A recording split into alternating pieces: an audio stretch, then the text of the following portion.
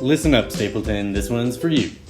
And for any other white folks watching, from the white supremacist comments and the ratio of dislikes to likes the videos are getting, it seems that racist white folks are making up about 2/3 of my viewers. Thanks, y'all, for keeping the numbers up. Not too keen on the shit-talking and hate speech, but that's why I'm here.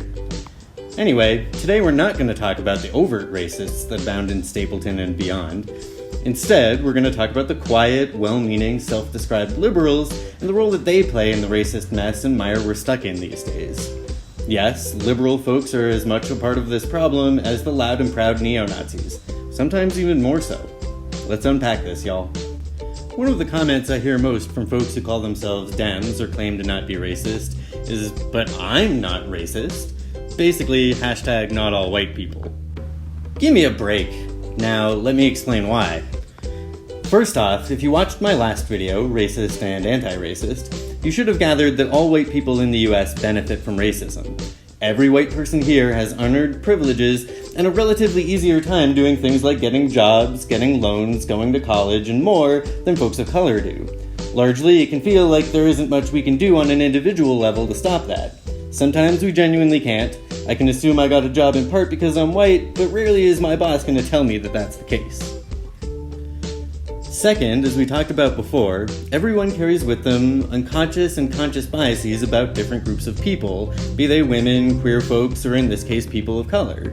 Those biases are built from personal experiences, but also the messaging and media we take in every day. Lots of that media perpetuates racist and bigoted stereotypes. Finally, even if there's not a lot we can do each on our own to break down racism, that doesn't actually mean there's nothing we can do. I'm just going to go ahead and say that overt racism has always been marked acceptable in this country. We were founded on a brand of endless ethnocentrism that England got started centuries ago, and we've refined that ever since.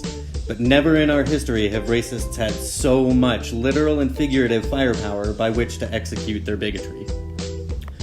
So, those claiming to be anti-racist need to be at least as forcefully so as the racists and bigots we are resisting.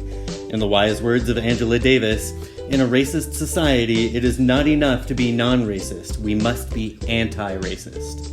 That doesn't mean guns and killing. It can be protesting, standing up, and being loud and proudly anti-racist. We do indeed live in a racist society. And yes, not every white person is purely racist, though we all benefit from those systems. But if you are not being actively anti-racist, you are complicit with the bigots, just as silent Germans were complicit with the Nazis who murdered their neighbors. So fam, be out, speak loud, and let folks know you won't stand for hate, bigotry, and oppression. Otherwise, get out of the way because some of us have work to do. This video was written, produced, and directed by me, Cameron Grant. You can find me on Instagram and Twitter at Kilted Activist, and remember to like, share, and subscribe to keep up with more information. Be strong, y'all.